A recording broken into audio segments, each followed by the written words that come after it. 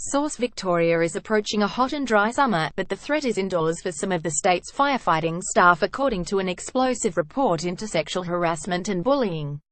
A secret report leaked on Tuesday revealed up to 550 non-operational staff were interviewed about the culture at the Country Fire Authority.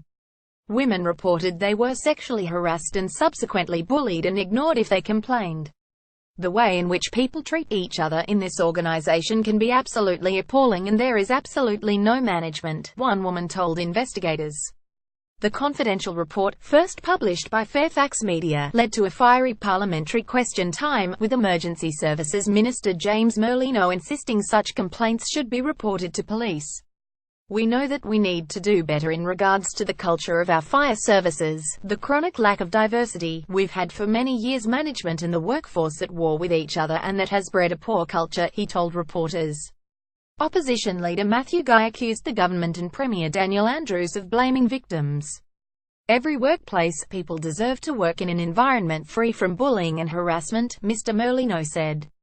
"If there is any allegations of criminal behavior, I urge anyone to contact Victoria Police as is appropriate." Some CFA staff reported criminal sexual assaults, with one considering suicide after management responded to her allegations. Many staff said the influence of the United Firefighters Union and a boys' club made them reluctant to speak up.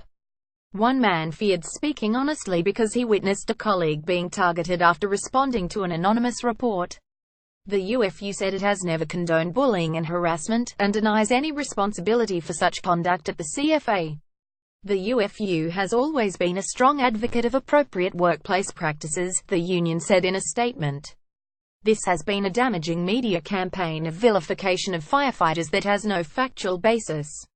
A CFA spokesman said the organization had zero tolerance for inappropriate behavior. "We have also significantly improved our complaints procedures, adding more staff and making it easier to raise issues in a confidential and safe environment," he said. Former Chief Executive Lucinda Nolan commissioned the internal report shortly before she quit in June 2016 rather than cave in to the union's demands in pay negotiations.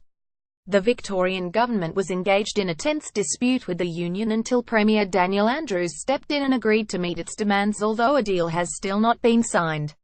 That led to Emergency Services Minister Jane Garrett resigning, the CFA board being sacked and the CFA's key managers quitting. The union is also fighting in Victoria's Supreme Court to prevent the release of another official report looking into bullying, sexism and harassment in the CFA and MFB.